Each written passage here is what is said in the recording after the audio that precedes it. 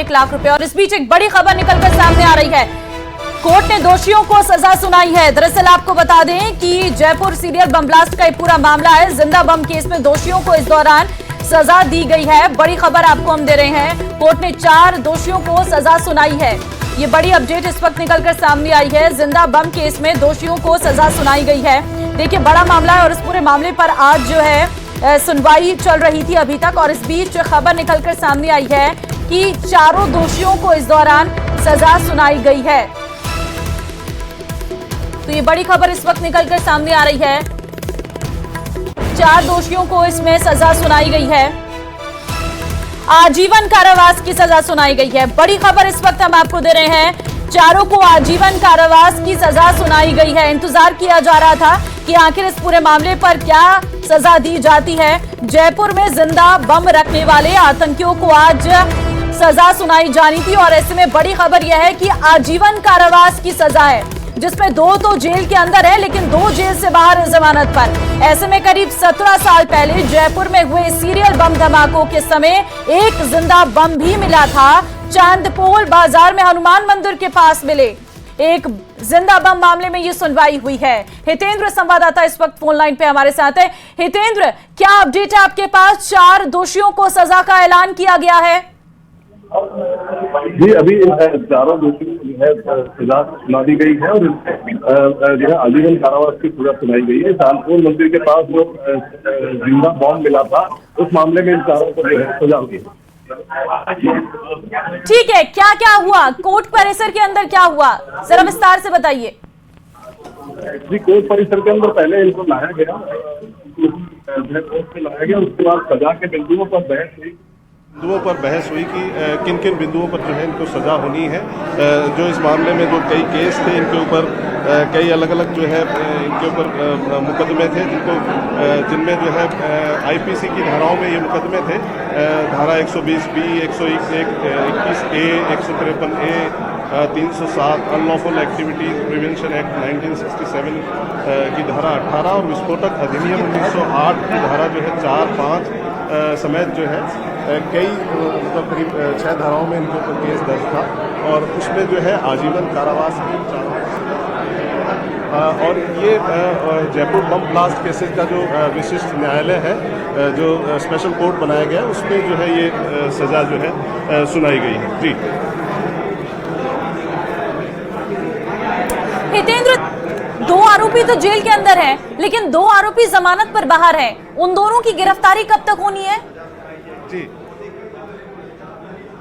जी, वो दोनों जो है अभी भी जो है पुलिस की गिरफ्त में ही है। उनको पेश किया गया है। इस मामले में इनकी जो है इन्हें कोर्ट में पेश किया गया था और उसके बाद से ये जो है कोर्ट के जो है उसमें ही है और इनको 4 को पेश किया गया है। अभी थोड़ी आप जो विजुअल देख पा रहे हैं उनमें इन 4 को आज पेश किया गया है। तो इस मामले में जो है 4 को सजा सुना दी गई है और 2 जो है जो ऑलरेडी जेल में है।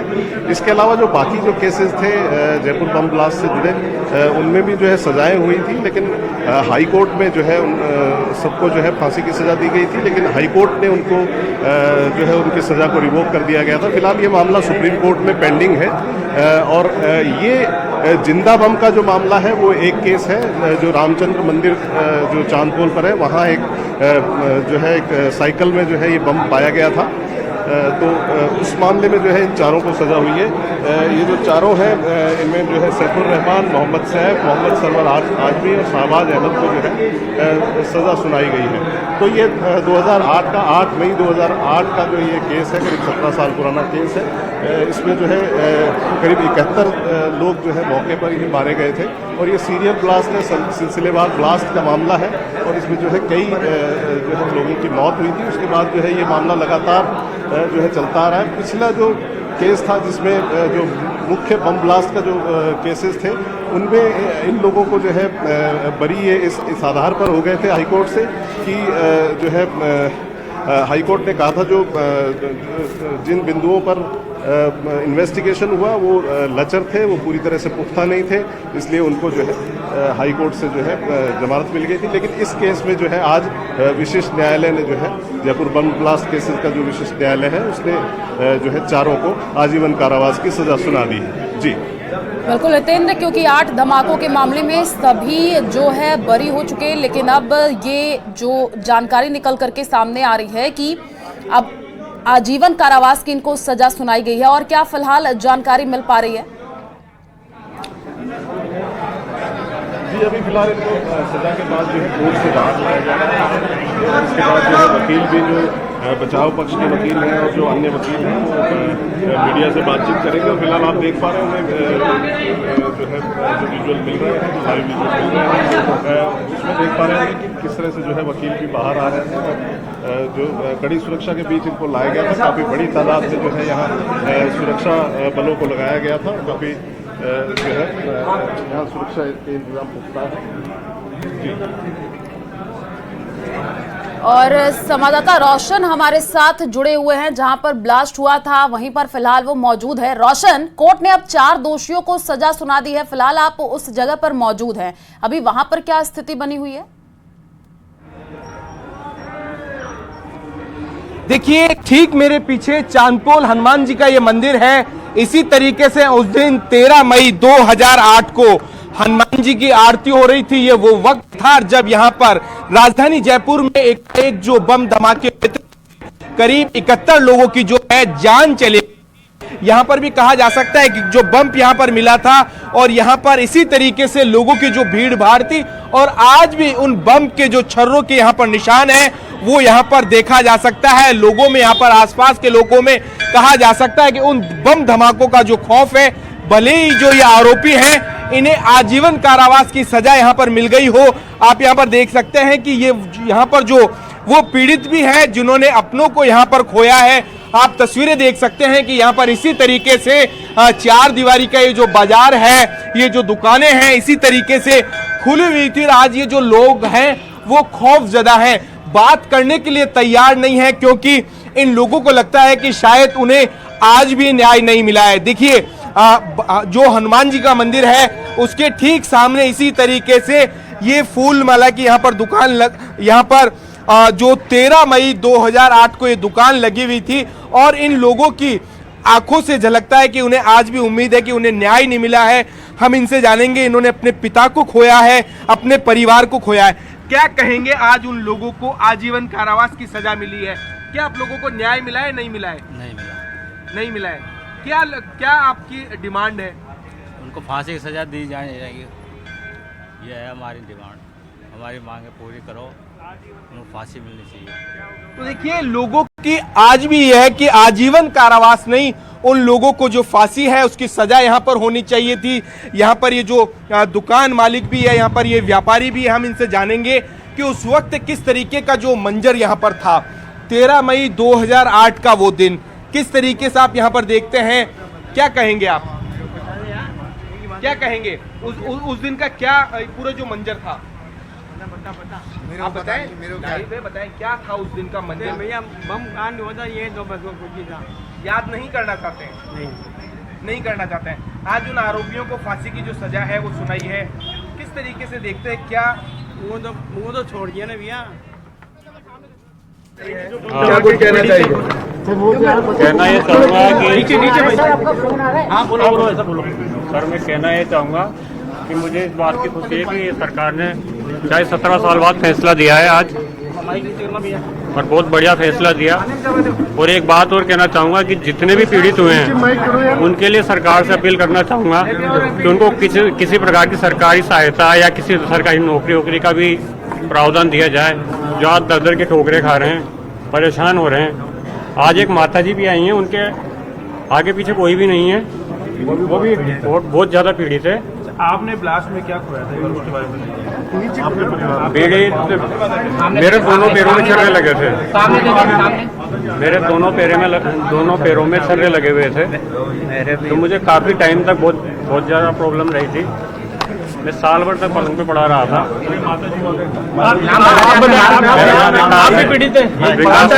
नाम करण सिंह है। चांदपोल मंदिर में यहाँ गए थे, छर्रे अभी आते हैं। क्या हुआ था आपके साथ? छर्रे लगे हैं बम ब्लास्ट में चांदपोल मंदिर पे, तो बेहोश, कभी बेहोश भी हो जाते हैं, भारतीय जनता पार्टी ने रखी भी रखी, परंतु कोई सहायता नहीं मिली। कोर्ट का फैसला आया है रमा देवी शर्मा, कोर्ट का फैसला आया है दोबारा बताया न्याय मिला आपको? खुश हूँ मैं, खुश हूँ बेटा, खुश हूँ मैं। एक और बात कहना चाहूँगा, पर मेरे दोषियों को सजा मिली है। हाँ, दोषियों को सजा मिली है। मेरे को भी तो सारा दोष सर, मेरा कोई नहीं है, अकेली हूँ बिल्कुल। 70 साल ने बच्चे ने आदमी है, मेरा कोई भी नहीं है। माता जी मैं भी घायल हुई थी। फैसले से आप पूछें क्या हुआ था उस दिन के बारे में बताया, थोड़ा बहुत याद हो गया। जब बम ब्लास्ट हुआ था? अब मैं तो बेहोश हो गई थी, मेरे सिर में चोट लगी थी। ज्यादा याद नहीं। आज फैसले बुढ़ापा भी है ना मेरा। आज फैसले सुनकर क्या कहेंगे आप? फैसला फैसले के लिए बहुत अच्छा फैसला हुआ है सर, और अच्छा अभी भी हुआ है। मेरा तो चेहरा बस मेरा और कर दोगे तो मैं, और मेरी सबको दुआ लगेंगी, दुआ लगेंगी मेरी सर, मेरा सब वो कर दोगे तो। मेरा कोई नहीं, आप सब बैठे हो मेरे। हाँ सर, नाम करण सिंह है, चांदपुर मंदिर। क्या नाम है वैसा होगा, क्या नाम है आपका? करण सिंह। करण सिंह जी, आप बताइए क्या इस फैसले को लेकर? चांदपुर मंदिर पे गए तो बम ब्लास्ट में छर्रे लगे थे, बेहोश हो गया था, सीरियस घायलों में हूँ। अभी भारतीय जनता पार्टी ने ऐसा करा कि हमारी सरकार आएगी तो हम देंगे कुछ सहायता, तो आज तक नहीं देगा, नहीं आज तक कुछ करा है। जब भी बुलाते हैं हम आते हैं, जाते हैं, चक्कर आ जाते हैं, बोला ब्रेन पे लगा हुआ है, आपकी आंखें चली जाएगी, याददाश्त ही चली जाएगी, इसलिए अभी तक ही अंधेरी है। आपका नाम बता दें। करण सिंह राठौर। करण सिंह जी, अब कैसा लग रहा है, क्योंकि जो आरोपी थे, जो मुलजिम थे, उनको आज सजा सुनाई गई है? हाँ, ये बहुत अच्छा फैसला हुआ है, आज होना भी चाहिए था, क्योंकि हजारों आदमियों के घायल हुए हैं। जख्म थे, कितना राहत मिली थी? काफी लंबा वक्त लगा, क्या न्याय मिल पाया आपको? काफी लंबा वक्त लगा है, न्याय मिला है आपको? हाँ, न्याय मिला है। और सिर में दर्द रहता था और कोई समझने वाला नहीं है, बिल्कुल अकेली हूँ। पीड़ितों को हम लोग जब पीड़ितों में से रहे हैं, है ना, परंतु मुख्य बात यह है कि फैसला बहुत बढ़िया हुआ है। 17 साल तक भी पीड़ितों को कोई न्याय नहीं मिला। कारण ये है कि 17 साल हो जाने के बाद भी हम लोग इधर उधर धंधा करके काम करते रहे, रोजगार करते रहे, परंतु आज अगर इस फैसले के अंदर एक बात और जुड़ जाती कि जो पीड़ित हैं उनको कोई राहत मिल जाए, उनको कोई सहायता मिल जाए, या जो युवक हैं उनको सरकारी नौकरी मिल जाए। अभी जैसे विकास है ये प्राइवेट जॉब करके काम कर रहा है बेचारा, अगर जॉब मिल जाता या सरकार को राहत मिल जाती तो बहुत बढ़िया थी। ये अम्मा अकेली है हमारी। हाँ बिल्कुल अकेली, जब मेरे संग पूछ लो, मैं झूठ बोल रही हूँ तो मेरे साथ चलो पूछ लो। सागर जी, आराम से आराम से, सागर जी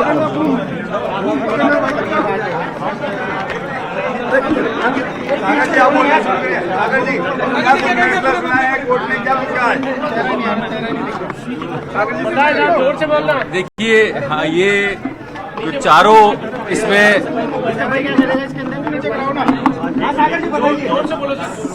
मोहम्मद सरवर, सैफुर रहमान, सैफ शाहबाज, चारों के लिए मैं आपको बता दूं कॉमनली यूएपी का सेक्शन 4, 5, 6 सॉरी यूएपी का सेक्शन 13 और सेक्शन इसके अंदर 18। सेक्शन 13 के अंदर 7 साल, सेक्शन 18 जो यूएपी का है उसमें आजीवन कारावास। इसी तरीके से 100A आईपीसी में आजीवन कारावास, 153A आईपीसी में 3 वर्ष, 307 आईपीसी में 10 वर्ष, और इसी के साथ एक्सप्लोजिव एक्ट का सेक्शन 4 है उसमें आजीवन कारावास, 5 में आजीवन कारावास, और इसी तरीके से एक्सप्लोजिव एक्ट 1908 का सेक्शन 6 जो है आजीवन कारावास। मतलब मोटे तौर पर हम बात करें तो सभी जो इस मामले में मुलजिमान थे सभी को कोर्ट ने आज आजीवन कारावास की सजा कोर्ट ने सुनाई। फैसला देते समय कोर्ट ने क्या कुछ कहा गंभीरता को लेकर? कोर्ट ने ये कहा कि ये जो मामला है ये किसी व्यक्ति विशेष को ही प्रभावित नहीं करता, ये राष्ट्र की संप्रभुता और अखंडता पर सीधा एक अटैक है जो पूरी दुनिया में, देश में, पूरी कंट्री को इम्पैक्ट करता है, पूरी कंट्री को प्रभावित करता है। लोगों के बरसों तक उस बात के जख्म रहते हैं जिनका भरना बहुत नेक्स्ट टू इम्पॉसिबल होता है। अभी आपने देखा यहाँ कुछ लोग ऐसे आए थे जिन्होंने, किसी ने अपने पिताजी को खो दिया तो किसी ने अपनी माताजी को खो दिया, तो कोई स्थायी रूप से, शारीरिक रूप से इसमें विकलांग हो गया, तो बरसों तक असर रहता है ऐसे अपराधों का। तो कोर्ट ने यही कमेंट किया इस मामले में। बचाव पक्ष ने कुछ दलील दी, अपनी सजा राहत दी जाए। सजा के में बचाव पक्ष का मेरे हिसाब से कोई और भी पीछे बात कर रहा है माता जी वो है ना, तो सजा के पक्ष में जो बचाव पक्ष था, बचाव पक्ष का एक तो बेसिकली ये कहना था कि साहब ऑलरेडी जो इन लोगों ने 428 पे बात की है, 428 that is for set of का मैं आपको आम शब्दों में अर्थ बताऊं समझाऊं तो उनका ये कहना था कि मुलजिमान ने जो पुराने कनेक्टेड मैटर्स है उसमें जितनी सजा भुगत ली है उस सजा को इसमें से सेट ऑफ किया जाए, मतलब घटाया जाए। आप ये माने कि यदि 7 साल की सजा है और 4 साल तक मुलजिमान में से कोई जेल के अंदर रहा है तो 7 में से 4 साल को कम कर दिया जाए। तो कोर्ट ने इस विषय में, कोर्ट की ये धारणा रही है कि साहब ये जो मुकदमा है 121(8) ये अलग प्रकरण है, इसकी ट्रायल अलग चली है। और इसके अलावा हमने अभी कोर्ट को, सुप्रीम कोर्ट के निर्णय से अवगत कराया है कि जिन मामलों में LI का प्रावधान होता है वहाँ सेट ऑफ का प्रोविजन जो है वो लागू नहीं होता। सागर जी जो आजीवन उम्र कैद की सजा है वो शेष जीवन पे रहेगी या क्या रहेगी, इसकी व्याख्या कीजिए। देखिए, आजीवन जो कारावास है इसका भी आज की तारीख में तो ये है कि सब आजीवन कारावास मतलब लास्ट मोमेंट तक जब है। ये अलग बात है कि कुछ अभी जो नए कानून आए हैं उसमें तो एक शब्द को इनकॉर्पोरेट किया है, शेष प्राकृत अवधि, यानी जब तक आप जिंदा रहते हैं तब तक। इस मामले में क्योंकि ये जो सेक्शंस थे ये लेटेस्ट नहीं है, थोड़े से पहले के सेक्शन हैं, तो इसमें आजीवन कारावास शब्द लिखा हुआ है। उसकी व्याख्या सुप्रीम कोर्ट ने अपने अपने तरीके से अलग अलग की है। IPC में अलग डिफाइन है कि आजीवन कारावास से आप क्या अर्थ लगाएंगे, वो कितने साल का हो सकता है। और माननीय उच्चतम न्यायालय के जो फैसले आए उसमें उन्होंने अलग अलग तरह से व्याख्या की है, जहां एक व्याख्या ये भी है कि जब तक आप जीवित रहते हैं तब तक आप जेल के अंदर रहेंगे। उसके अलावा कुछ व्याख्याएं ऐसी भी हैं कि वो डिपेंड करता है कि जेल के अंदर बाकी अथॉरिटी जो होती है। अदालत ने कुछ विशेष टिप्पणी की आजीवन उम्र कैद के साथ अदालत ने यही विशेष टिप्पणी की है जो मैंने अभी आपको पहले भी बताई कि भाई ये अपराध किसी व्यक्ति विशेष के खिलाफ नहीं है, सारी सोसाइटी को इम्पैक्ट करते हैं, प्रभावित करते हैं। इसमें जैसे कुछ बिंदुओं पर कोर्ट ने बात की, मैंने अभी आपको बताया कि ये आपका जो है हमने लिखा राष्ट्रीय सुरक्षा का सवाल जो है सीधा इसमें प्रभावित होता है। आतंकवाद केवल क्या है, एक व्यक्ति या समुदाय पर हमला नहीं है, ये पूरे देश की अखंडता, सुरक्षा और स्थिरता पर हमला होता है। ऐसे अपराधी को कड़ी सजा देना सुरक्षा के प्रति हमारी प्रतिबद्धता को दर्शाता है। न्याय की भावना और पीड़ितों के अधिकार, पीड़ितों को न्याय मिलना जरूरी है। ज्यादा से ज्यादा सजा पीड़ित और उनके परिवारों की पीड़ा का सम्मान करती है। जो तकलीफ उन्होंने इतने सालों तक सही है, जब ऐसा पनिशमेंट मिलता है तो कहीं ना कहीं हम ऑनर करते हैं कि भाई ठीक है, समय तो लगा इस न्याय की प्रक्रिया में, लेकिन हमने जो विधि के अंदर उपबंधित अधिकतम दंड है वो देकर उस पीड़ा को कहीं ना कहीं, उस पीड़ा की थोड़ी बहुत भरपाई करने की कोशिश की जाती है। इसके अलावा डिटरेंट, इम्पैक्ट ऑफ डिटरेंट है कि जब कोई व्यक्ति इस तरह के आतंकवादी घटनाओं में शामिल होते हैं तो यदि वहाँ कठोर सजा दी जाती है तो बाकी लोग भी उससे एक सबक लेते हैं कि भविष्य में इस तरह के अपराध में अगर हम शामिल रहे तो हमें भी ऐसी ही दंड मिल सकती है। राज्य की संप्रभुता की रक्षा करता है ऐसा पनिशमेंट जो है। सामाजिक संदेश जाता है पूरी दुनिया में कि ऐसे आतंकवाद जैसे जो घटनाक्रम है, घृणित अपराध के लिए सहानुभूति की कोई जरूरत नहीं है। ऐसे में कानून व्यवस्था के साथ कोई समझौता नहीं किया जा सकता। रिपीटिशन की संभावना को समाप्त करते हैं, मैंने बताया, राष्ट्रीय एकता और अखंडता की रक्षा करते हैं, अंतर्राष्ट्रीय उदाहरण और सहयोग की बात करते हैं कि दुनिया में, देश में ऐसी घटनाओं के लिए किसी तरह की कोई नरमी बरतना किसी भी तरीके से उचित नहीं है। और ये एक प्रभावशाली न्याय प्रक्रिया को भी दोहराते हैं कि गंभीर अपराधों में किसी भी तरह की सहानुभूति की कोई जरूरत नहीं। मेरा नाम सागर तिवाड़ी है। ठीक है, ये मेरे सब्जेक्ट है इसमें जो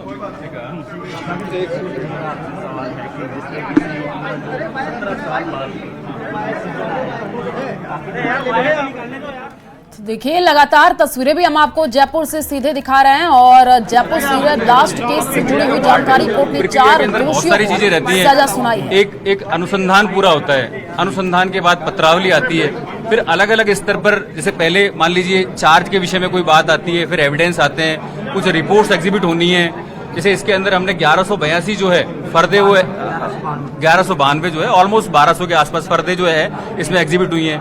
112 गवाहों के बयान कराएं, तो एक समय लगता है, लेकिन समय के बाद जब ऐसे निर्णय आते हैं तो कहीं ना कहीं ऐसा लगता है कि वो जो लंबा समय लगा उसकी कुछ हद तक शायद भरपाई हो पाए, शायद पीड़ित ये देख पाए, समझ पाए कि हाँ, एक अपराध तो हुआ था, बहुत लंबा समय बीत गया, लेकिन आज हमें न्याय मिला है। लेकिन जितने ये अपराधी थे, आरोपी थे, उन्हें क्या क्या सजा मिली, एक बार थोड़ा सा ब्रीफ कर दीजिए। हाँ, मैंने अभी आपको बताया, वो मेरे को एक बार कागज दे दो है ना, इसमें जैसे आपको मैंने बताया, हाँ, इसमें आपका 121A के अंदर इसमें LI का जो है LI की सजा मिली है। इसके अलावा इसमें एक्सप्लोजिव एक्ट का सेक्शन 4, 5, 6 है, उसके अंदर इसमें LI इनको मिली है। इसी के साथ में जो मैंने पहले बताया 121A मैंने बता दिया आजीवन कारावास, 153A में 3 वर्ष, 307 IPC में 10 वर्ष और सेक्शन 13 जो UAPA का है 7 वर्ष, सेक्शन 18 के अंदर आजीवन कारावास, एक्सप्लोजिव सब्सटेंट एक्ट 1908 के सेक्शन 4 में आजीवन कारावास, 5 में आजीवन कारावास और 6 में भी आजीवन कारावास। एक सिंगल आईडी भाई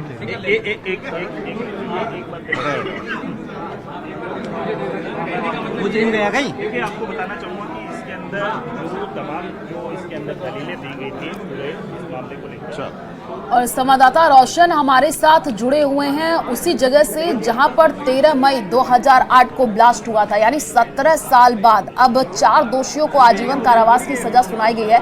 रोशन, फिलहाल आप वहां पर मौजूद हैं, जरा लोगों से प्रतिक्रिया लेने की कोशिश कीजिएगा, क्या कुछ कह रहे हैं? 17 साल बाद न्याय मिला है।